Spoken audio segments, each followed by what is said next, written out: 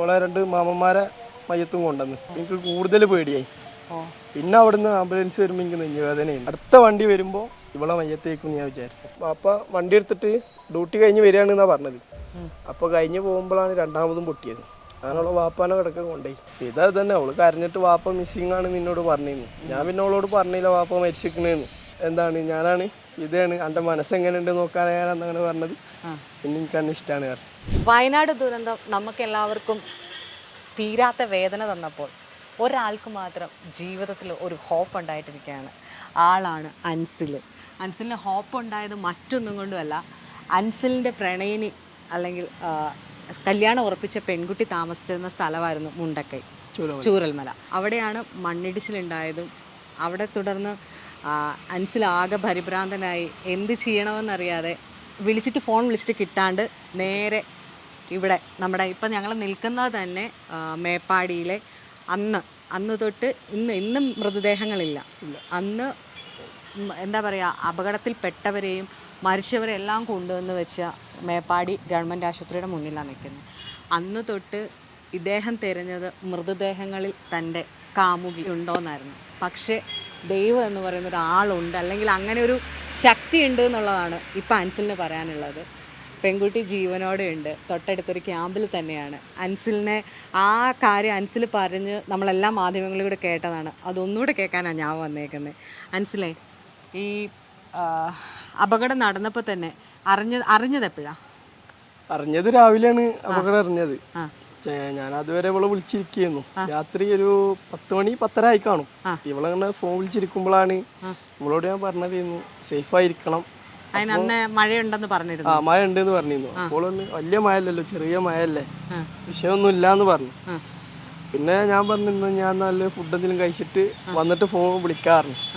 അപ്പോൾ പറഞ്ഞിരുന്നു എനിക്ക് വയ്യ, ഞാൻ കുറച്ചു നേരം കടക്കുമെന്ന് പറഞ്ഞിരുന്നു, ഉറങ്ങുമെന്ന് പറഞ്ഞിരുന്നു. അപ്പൊ ഞാൻ വിചാരിച്ചു ഉറങ്ങാനെ ഉറങ്ങിക്കോട്ടെ വെച്ചിട്ട് പിന്നെ രണ്ടാമതൊന്ന് വിളിച്ചപ്പോൾ ഫോൺ എടുത്തില്ല. ഒരു 11 മണി ആയി കാണും. 11 അല്ല 11:30 ആയിട്ടുണ്ടാവും. ഫോൺ വിളിച്ചപ്പോൾ എടുത്തില്ല. അപ്പൊ പിന്നെ ഞാൻ വിചാരിച്ചു ഉറങ്ങിയേക്കുന്ന് വെച്ചിട്ട്, അല്ലെങ്കിൽ എന്തെങ്കിലുമൊക്കെ TV ആണ് ഫുഡ് കഴിക്കാൻ എന്തെങ്കിലുമൊക്കെ പോയതേക്കുന്ന് വെച്ചു. പിന്നെ ഞാനും കടന്ന്.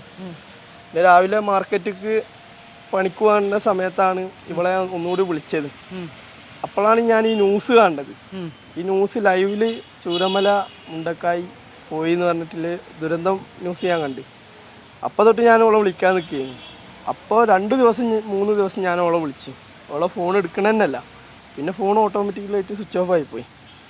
പിന്നെ ഞാൻ അന്ന് രാവിലെ ഇവിടെ വന്ന് എല്ലാ മൃതദേഹങ്ങളും കഴുകാനും വാഷ് ചെയ്യാനും എല്ലാത്തിനും ഞാൻ നിന്ന്. അവൾക്ക് വേണ്ടിയിട്ടാണ് വന്നതും. പിന്നെ ഞാൻ ഇത് അറിഞ്ഞു കഴിഞ്ഞപ്പം എന്തുകൊണ്ടാണ് ഓടി മോർച്ചറിയുടെ ഇങ്ങോട്ട് വന്നത്? രക്ഷപ്പെടുത്തിയവരുടെ ഇടയിൽ തപ്പാണ്ട് ഇങ്ങോട്ടേക്ക് വരാനുള്ള കാരണം എന്താ? ഓളെ വാപ്പാന്റെ മയ്യത്ത് കൊണ്ടുവന്നിരുന്നു ആദ്യമേ തന്നെ. ആദ്യമല്ല, ഒരു ഉച്ചയായിക്കാണ് കൊണ്ടുവന്നപ്പോൾ. അപ്പം എനിക്ക് കൂടുതൽ പേടിയായി. പിന്നെ ഞാൻ എല്ലായിടത്തും അന്വേഷിച്ചിട്ടാണ് ഇങ്ങോട്ട് ഫസ്റ്റ് വന്നത്.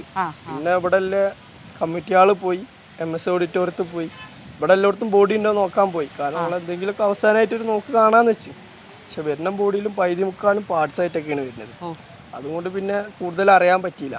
പിന്നെയാണ് അവളെ വാപ്പാന്റെ മയ്യത്ത് കൊണ്ടുവന്നത്. അത്യാവശ്യം ഡാമേജ് ഉണ്ടെങ്കിലും കണ്ടപ്പോൾ എനിക്ക് സങ്കടം വന്ന്. അപ്പോൾ തന്നെ ബാക്കിൽ ഓളെ 2 മാമന്മാരെ മയ്യത്തും കൊണ്ടുവന്ന്. അപ്പം എനിക്ക് കൂടുതൽ പേടിയായി. പിന്നെ അവിടുന്ന് ആംബുലൻസ് വരുമ്പോൾ എനിക്ക് നെഞ്ഞുവേദനയായിരുന്നു. കാരണം അടുത്ത ഇവരൊക്കെ ഒരു വീട്ടിൽ നിൽക്കുന്ന ആൾക്കാരാണ്. അടുത്ത വണ്ടി വരുമ്പോൾ ഇവളെ മയ്യത്തേക്കും ഞാൻ വിചാരിച്ചു. പക്ഷെ എൻ്റെ കൂട്ടുകാരൻ പ്രതീക്ഷ എനിക്ക് തെറ്റിച്ചിട്ടാണ് തന്നത്. ഓള് ജീവനോടുണ്ട് എന്ന് ഓനാണ് കണ്ടുപിടിച്ചത്. 8 ദിവസം കഴിഞ്ഞപ്പോൾ ഇവന്റെ ഫോണും വിളി എനിക്ക് വന്നു. ഇവൻ ഫോൺ വിളിച്ചിട്ട് പറഞ്ഞു ഫിദ എന്ന് പറഞ്ഞ ഒരു പെണ്ണ് ഇവിടെ ഉണ്ട്, പക്ഷെ അവളെ പേര് ഞാൻ ചോദിച്ചിട്ടില്ല. ഈ കാണിച്ചെന്ന ഫോട്ടോത്തിലുള്ള പെണ്ണ് പോലെയാണ് എനിക്ക് കണ്ടത്. അപ്പൊ ഈ ഇങ്ങോട്ട് വന്നിട്ട് നോക്കിയെന്ന് പറഞ്ഞു. പിന്നെ ഞാൻ പോയപ്പോ ഓൾ തന്നെയാണത്. എവിടെയായിരുന്നു ആള്? ഓള് ക്യാമ്പിലായിരുന്നു. കൽപ്പറ്റത്തെ ക്യാമ്പില്. കൂട്ടുകാരനെ എങ്ങനെയാ പോയി കണ്ടുപിടിച്ചത്? ഓനോട് ഞാൻ പറഞ്ഞിരുന്നു ഓനെ മിസ്സിംഗ് ആണ്, ഈ എവിടെയെങ്കിലും കണ്ട്. ഓനോടൊന്നല്ല, 4-5 കൂട്ടുകാരന്മാരുണ്ട്. ഇവരോടൊക്കെ ഞാൻ പറഞ്ഞതാണ്. ഇപ്പൊ കണ്ട രഞ്ജിത്ത് എന്ന് പറയും, പിന്നെ ഒന്ന് അനീഷ് എന്ന് പറയും. ഇവരോടൊക്കെ ഞാൻ അന്വേഷിക്കാൻ പറഞ്ഞതാണ്. അപ്പൊ ഇവരെ അന്വേഷിച്ചിട്ട് ഇവനക്കാണ് ഓളെ കണ്ടത്. അപ്പൊ ഓളെ ഫസ്റ്റ് ഇവന് കണ്ടിട്ട് ചിന്നെ വിളിച്ചിട്ട് പറഞ്ഞു ഇങ്ങനെ ഉണ്ട്, ഇവളാണ് നിനക്ക് ഉറപ്പില്ല, എന്നാലും ഒന്ന് വന്ന് നോക്ക്, എനക്കറിയാലോ എന്ന് പറഞ്ഞു.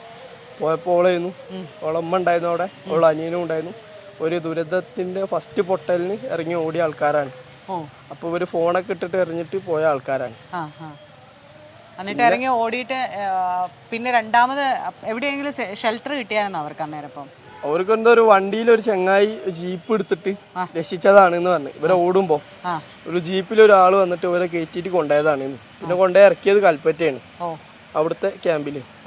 അവിടുന്നാണ് അവള് പിന്നെ അവിടെ തൊട്ടിട്ട് അവിടെ നിൽക്കുകയാണ്. പിന്നെ അവൾക്ക് ഫോണ് അവള് നഷ്ടപ്പെട്ട് ആ സമയത്തൊന്നും എടുക്കൂലല്ലോ ആരും. ഫോൺ ചാർജിങ്ങിൽ വെച്ചതാണെന്നാ പറഞ്ഞത്. പിന്നെ അവൾ ആ ഫോൺ എടുക്കാൻ പറ്റിയില്ലായിരുന്നു, ആരും വിളിക്കാനൊന്നും പറ്റിയില്ല എന്ന് പറഞ്ഞു. പിന്നെ അവളെ വാപ്പ പണി കഴിഞ്ഞിട്ട് പോണ സമയത്ത്, പണി കഴിഞ്ഞിട്ടല്ല, വാപ്പ വണ്ടി എടുത്തിട്ട് ഡ്യൂട്ടി കഴിഞ്ഞ് വരികയാണെന്നാ പറഞ്ഞത്. അപ്പോൾ കഴിഞ്ഞ് പോകുമ്പോഴാണ് രണ്ടാമതും പൊട്ടിയത്. അങ്ങനെയുള്ള വാപ്പാനെ കിടക്കാൻ കൊണ്ടുപോയി. ബാപ്പയ്ക്ക് എന്തായിരുന്നു ജോലി കുട്ടിയുടെ?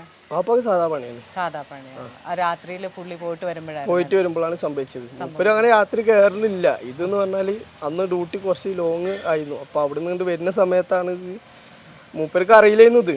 ഇവരപ്പോ രാത്രിയല്ല സംഭവം. ലേറ്റൊക്കെ ഇട്ട് വണ്ടി ഓളെ വീട് പറഞ്ഞാൽ ഒരു മലന്റെ പോലത്തെ സൈഡിലാണ്. ഇതടക്കം പൊട്ടിയിട്ട് എങ്ങനെയാണ് കൊണ്ടേക്കുന്നത്. അപ്പോൾ വാപ്പ അതിൽ പെട്ടുപോയി. ഫിദയെ കണ്ടിട്ട് എന്ത് പറഞ്ഞു? ഫിദാന്നല്ലേ പേര് പറഞ്ഞു? ഫിദയെ കണ്ടിട്ട് എന്ത് പറഞ്ഞു? ഫിദ തന്നെ അവള് കരഞ്ഞിട്ട് വാപ്പ മിസ്സിംഗ് ആണ് നിന്നോട് പറഞ്ഞിരുന്നു. ഞാൻ പിന്നെ അവളോട് പറഞ്ഞില്ല വാപ്പ മരിച്ചിരിക്കണേന്ന്. അവരെ അറിയത്തില്ല ഇപ്പോഴും? അല്ല, അറിഞ്ഞു. ഇപ്പൊ അറിഞ്ഞു. ഇതിന് മുന്നില് 4 ദിവസം കഴിഞ്ഞിട്ടാണോ ഓല അറിയുന്നത്. ഞാൻ പിന്നെ പറയാൻ തിരുത്താൻ ഞാൻ നിന്നില്ല. അല്ല, ഇപ്പം എത്ര ദിവസമായി ഇവിടെ? ഇപ്പം പൊട്ടിയെന്ന് തൊട്ടിട്ട് ഇന്ന് ഈ നേരം വരെ നമ്മൾ ഇവിടെ ഫിദയ്ക്ക് വേണ്ടിയിട്ട് മൃതദേഹങ്ങൾ കുളിപ്പിച്ചു തുടങ്ങി. അതായത് ഫിദയെ കിട്ടുമോ, ഫിദ ഓരോ ഇതിലും നോക്കുമ്പോൾ ഒരു ടെൻഷനായിരുന്നു. അപ്പോൾ ഒക്കെ ഒരുപാട് മനുഷ്യരെ, ആരെ അറിയത്തില്ലാത്ത കുറേ മനുഷ്യരെ കുളിപ്പിക്കുക എന്ന് പറയുന്നത്, അതും ബോഡി അവിടെ നിന്ന് കൊണ്ടുവരുന്ന പലതും അഴുക്ക് പിടിച്ച് ഒന്നും തിരിച്ചറിയാത്ത. എങ്ങനെയായിരുന്നു? ഇപ്പം എത്ര വയസ്സുണ്ട് ആൾക്ക്? എനിക്ക് 20 വയസ്സ്. 20 വയസ്സിൽ എങ്ങനെയാണ് ഇത്രയും ഒരു മനക്കട്ടി? എന്നുവെച്ചാൽ നമുക്കൊന്നും ഒരിക്കലും ചിന്തിക്കാൻ പോലും പറ്റാത്ത കാര്യമാണ്. അതെന്ന് പറഞ്ഞാൽ നമുക്കൊരു ധൈര്യമാണ് അപ്പോൾ കിട്ടിയത്. പടച്ചോൻ്റെ കയ്യിൽ നിന്ന് ഒരു ധൈര്യം കിട്ടി. കാരണം എന്താ വെച്ചാൽ നാളെ നമ്മളും ഇതൊരു ഗതിയിലാവാനുള്ള ആൾക്കാരാണ്. പിന്നെ കുറേ ബോഡികളുണ്ടായിരുന്നു, കുറേ പാർട്സ് ഉണ്ടായിരുന്നു. ചിലതിലൊന്നും പറയാൻ പറ്റാത്ത കുറേ ഇതുണ്ട്. പിന്നെ ലേഡീസായിട്ട് കുളിപ്പിക്കും, ജെൻസിന്റെ ജെൻസായിട്ടാണ് കുളിപ്പിക്കുന്നത്. നിങ്ങളാണ് അവിടെ നിന്ന് റിക്കവർ ചെയ്ത് കൊണ്ടുവന്ന ബോഡി അതേപോലെ കുളിപ്പിച്ചിട്ട് ഐഡന്റിഫൈ ചെയ്യാൻ വേണ്ടിയിട്ട് അപ്പറേ കാണുന്ന ഓഫീസിൽ കൊടുക്കും? അപ്പറല്ല വെക്ക്, ഇവിടെ ആദ്യം വെക്കല്. ഇവിടെ കൊടുക്കും. ഇവിടുന്ന് പിന്നെ പോസ്റ്റ്മോർട്ടം ചെയ്തിട്ടാണ് അങ്ങോട്ട് കൊണ്ടുപോകുന്നത്. ഇതാണ് പോസ്റ്റ്മോർട്ടം? ഇത് പോസ്റ്റ്മോർട്ടം ചെയ്യുന്നത്. അവിടെയാണ് ബോഡി കുളിപ്പിക്കുക. ഇവിടെ ഇങ്ങോട്ട് താഴെ ഇറക്കിയിട്ട് ഐഡന്റിഫൈ ചെയ്തിട്ട് നേരെ ഉള്ളിക്ക് ഒരു ആദ്യം ഉണ്ടായിരുന്നു, ഇപ്പോൾ നീക്കി ചിക്കന് അവിടെ കൊണ്ടുപോയിട്ട് ഇവിടുന്ന് ഐഡന്റിഫൈ ചെയ്തതിന്റെ ശേഷം അങ്ങോട്ട് കൊണ്ടുപോകും. എന്നിട്ട് പോലീസുകാർ എഴുതിയതിന്റെ ശേഷം പോസ്റ്റ്മോർട്ടം ചെയ്യും. പോസ്റ്റ്മോർട്ടം ചെയ്തിട്ടാണ് ബോഡികളൊക്കെ അഴുകിയ നിലയിലല്ലായിരുന്നോ? അപ്പൊ ഈ സ്മെല്ലും കാര്യങ്ങളും, ഞാൻ പറഞ്ഞു 20 വയസ്സിൽ ഇതെങ്ങനെ ഒരു അപകടം ജീവിതത്തിൽ ആദ്യമായിട്ടായിരിക്കും കാണുന്നത് കൂടെ. അപ്പൊ എങ്ങനെയാണ് അതിന്റെ മുന്നിൽ പതറാതെ പിടിച്ചു നിന്നത്? അത് ഞാൻ പറഞ്ഞില്ലേ, നമുക്ക് പടച്ചവനായിട്ട് ഒരു ശക്തി തന്ന് നിൽക്കാനൊരു ഇത്. വീട്ടിലൊക്കെ നല്ല പേടി ഉണ്ടായിരുന്നു. പിന്നെ ഓട്ടോമാറ്റിക്കലി ആ പേടി മാറി. പിന്നെ ഫസ്റ്റ് 2018 പുത്തുമല ഇടിഞ്ഞപ്പോഴും നമ്മൾ തന്നെ കുളിപ്പിക്കാൻ ഇതിനുണ്ടായിരുന്നത്. പിന്നെ വീട്ടില് പറഞ്ഞിട്ടുണ്ടോ ഇപ്പൊ ഇവിടെയാണ്? ഞാൻ പറഞ്ഞിരുന്നു, വീട്ടുകാരോട് എല്ലാരോടും പറഞ്ഞു ഇവിടെയാണ്. രാത്രി പോയി വരുമോ അതോ ഇവിടെ? അല്ല, രാത്രി പോയി വരും. നമ്മളെ വീട് ഇവിടെ അടുത്താണല്ലോ, നെല്ലിമുണ്ടാറി. ഇവിടുന്ന് കുറച്ചുള്ളൂ, ഒരു 8 കിലോമീറ്ററിന്റെ അടുത്തുള്ളൂ. അവിടെ പോയി രാത്രി കിടന്നിട്ട് പോരും. ആദ്യ ദിവസങ്ങളിലൊന്നും പോയിരുന്നില്ല? ഇല്ല. നമുക്ക് ഫിദേനെ ഒന്ന് വിളിച്ചാലോ? ഫിദേനെ വിളിക്കാം. അതൊന്ന് വിളിക്കും. നമ്മൾക്ക് എന്താ പറയാ, ഞാൻ പറഞ്ഞല്ലോ ദുരന്തം നമുക്ക് എല്ലാവർക്കും ഭയങ്കര സങ്കടം തരുന്നു. പക്ഷെ ചില അതിജീവന കഥകൾ കേൾക്കുമ്പോൾ നമുക്ക് ഭയങ്കര ഒരു എന്താ പറയുക, അയ്യോ രക്ഷപ്പെട്ടല്ലോ എന്നുള്ളത് ഈ മൊത്തത്തിൽ ആളുകൾക്കൊരു സന്തോഷം തരുന്നൊരു വാർത്ത. അങ്ങനെ ഒരു വാർത്തയായിരുന്നു ഇതും. ഫിദയ്ക്ക് ഫോൺ പുതിയത് മേടിച്ചു കൊടുക്കാനുള്ള പ്ലാനിലാണല്ലേ? കാരണം ആൾക്ക് ഫോണില്ല, കീപാഡ് ഫോണാണ്, ഉടനെ വാങ്ങിച്ചു കൊടുക്കുക. ക്യാമ്പിൽ നിന്ന് ഒരുപാട് സർവീസ് പ്രൊവൈഡേഴ്സ്, അതായത് വിവിധ കമ്പനികളുടെ ആളുകൾ ഫ്രീ ആയിട്ട് മൊബൈൽ ഫോൺ നൽകിയിരുന്നു. ഇപ്പം ആ മൊബൈൽ ഫോണാണ് അവരുടെ ഫാമിലി ഉപയോഗിക്കുന്നത്. ചെറിയൊരു മൊബൈൽ ഇവിടുന്ന് കമ്പനി കൊടുക്കുന്നുണ്ടായിരുന്നു, കണ്ടിരുന്നു. കൊടുക്കുന്നുണ്ട്. ആ ഒരു മൊബൈലാണ് അവരുടെ കയ്യിലുള്ളത്. ഇനിയിപ്പം എന്നത്തേക്കായിരിക്കും ഇങ്ങനെ ഒരു ഇതൊക്കെ കഴിഞ്ഞിട്ട് ഇനി എങ്ങനെ ഉടനെ ഫിദേനെ ജീവിതത്തിലേക്ക്? അച്ഛനും പോയി, ഇനി അനിയനും അമ്മയ്ക്കും താങ്ങായിട്ട് തണലായിട്ട് ഞാൻ തന്നെ ഉള്ളൂ. ഇതിപ്പോ എന്ന് പറഞ്ഞ പോലെ എനിക്ക് 2 പെങ്ങന്മാരുണ്ട്. അപ്പോ ഒരിത് കഴിഞ്ഞിട്ട് വേണം നമുക്ക് ഉറപ്പിക്കാൻ തന്നെ നിൽക്കുകയാണ്. ഒരു പഠിക്കുകയാണ്. എത്ര വർഷമായി പ്രണയിക്കാൻ തുടങ്ങിയിട്ട്? 3 കൊല്ലത്തിന്റെ അടുത്ത്. 3 കൊല്ലം. എങ്ങനെ ആദ്യം കണ്ടത്? ഓള് സ്കൂളിൽ പഠിക്കുമ്പോൾ നമ്മളിങ്ങനെ പണ്ടത്തെ സമയത്ത് ബസ് സ്റ്റോപ്പിലൊക്കെ പോയിരുന്നു. ആ സമയത്താണ് ഇവളെ ഞാൻ കാണുന്നത്. ഇവിടെ വെച്ചിട്ടായിരുന്നോ? ഇവിടെ അല്ല, കൽപ്പറ്റ വെച്ചിട്ട്. അവള് കൽപ്പറ്റയാണ് പഠിക്കണത്. കൽപ്പറ്റ ബസ് സ്റ്റാൻഡിൽ പോയിട്ട് ഇങ്ങനെ ആ സമയത്തൊക്കെ എല്ലാരും പോയി നോക്കുമല്ലോ. എല്ലാരും പോയി നോക്കുമല്ലോ. ആ സമയത്താണ് ഞാനും നമ്മളെ കൂട്ടുകാരന്മാരൊക്കെ പഠിക്കുമായിരുന്നോ? ആര്? ഞാനും പഠിക്കുന്നു. ഞാനപ്പോ പഠിത്തം കഴിഞ്ഞ് വരുമ്പോ ബസ് സ്റ്റോപ്പിൽ ഇങ്ങനെ ഒരു അരമണിക്കൂർ ഇങ്ങനെ ഇരിക്കും. അങ്ങനെയാണ് ഇവിടെ ഞാൻ കണ്ടത്. നമ്മളെല്ലാരെയും കയറ്റി വിട്ടിട്ടേ നമ്മൾ പോരത്തുള്ളൂ അല്ലേ? അങ്ങനെ ഇരുന്നിട്ട് പോന്നിട്ട് ഞങ്ങള് ഒരു അരമണിക്കൂർ അങ്ങനെ നിന്നിട്ട് അങ്ങനെയാണ് ഞാൻ ഫിദനെ ആദ്യമായിട്ട് കാണുന്നത്. അപ്പൊ തന്നെ ഞാൻ പറഞ്ഞു ഓളെങ്കിൽ എങ്ങനെയെങ്കിലും സെറ്റ് ആക്കണം എന്നൊക്കെ ചെക്കന്മാരോട് നമ്മൾ ആ സമയത്ത് പറയല്ലോ. അങ്ങനെയാണ് പിന്നെ ഞാൻ ഓളോട് പോയിട്ട് പറഞ്ഞപ്പോൾ പറഞ്ഞു എനിക്ക് പഠിച്ചു കഴിഞ്ഞാൽ നല്ലൊരു നിലയിലെത്തണം, എനിക്ക് ഇങ്ങനെ എല്ലാവരും പോലെ ഇങ്ങനെ പ്രേമിക്കാൻ താല്പര്യമല്ല, അങ്ങനെയാണ് ഇങ്ങനെയാണ് എന്നിട്ട് ഓളെന്താക്കി പോയി. പിന്നെ ഞാൻ പറഞ്ഞു ആയിക്കോട്ടെ കുഴപ്പമില്ല, എനിക്ക് ഇഷ്ടമില്ലെങ്കിൽ വേണ്ട, കുഴപ്പമില്ല, ഞാൻ വേറെ ആളെ നോക്കിക്കോളാണ്. പിന്നെ 2 ദിവസം കഴിഞ്ഞപ്പോൾ ഇവളെ കൂട്ടുകാരത്തി വന്നിട്ട് എൻ്റെ ഫോൺ നമ്പർ വാങ്ങിപ്പോയി. ഇവളെ കൂട്ടുകാരത്തിയാണ് വാങ്ങിയത്. എന്നിട്ട് മെസ്സേജ് അയച്ചിട്ട് എന്നോട് പറഞ്ഞ് എന്താണ് ഞാനാണ് ഇതാണ് എൻ്റെ മനസ്സെങ്ങനെയുണ്ട് നോക്കാനാണ് എന്നങ്ങനെ പറഞ്ഞത്. പിന്നെ എനിക്ക് അന്നെ ഇഷ്ടമാണ് പറഞ്ഞു. പിന്നെ അന്ന് തൊട്ടിട്ട് തുടങ്ങിയ പ്രേമമാണ്. അതായത് പറഞ്ഞത് ചില സാധനങ്ങൾ കറക്റ്റ് കൈകളിലെത്തും. അത് കറക്റ്റ് കയ്യിലെത്തുന്നതിനൊക്കെ ഒരു കാരണം ഉണ്ടാവും. മനസ്സിലായി? ഇപ്പൊ ഇങ്ങനെ ഒരു അവസ്ഥയിൽ ആരും ഞെട്ടിപ്പോകുന്ന ഒരു അവസ്ഥയിലാണ്. കാരണം കൊച്ചു പറഞ്ഞപ്പോൾ തന്നെ എനിക്ക് തന്നെ മനസ്സിലായി, ആ ആംബുലൻസ് വരുമ്പോൾ ഇനി അവളാണോ എങ്ങനെ ഫേസ് ചെയ്യുമെന്ന് പോലും ചിന്തിക്കാത്തൊരു അവസ്ഥയിൽ നിന്ന് 8 ദിവസം ഒരാളെ തിരയുക. നമ്മള് മൃതദേഹങ്ങൾക്കിടയിൽ ഒരാളെ തിരയുന്ന, തൻ്റെ കാമുകിയെ തിരയുന്ന ഒരാളാണ്. ഒന്ന് വിളിച്ച് കഷീനെ. ഞങ്ങൾ ഫിദേനെ വിളിച്ചു. ഫിദേനെ വിളിച്ചപ്പോൾ ആങ്ങളെ എടുത്ത് ആണിന്റെ സൗണ്ട് കേട്ടപ്പോൾ ആള് പേടിച്ചെന്ന്. പേടിക്കണ്ട കേട്ടോ. ഇപ്പൊ നിങ്ങൾ ലോകം മുഴുവൻ കണ്ടു നിങ്ങളുടെ പ്രണയം.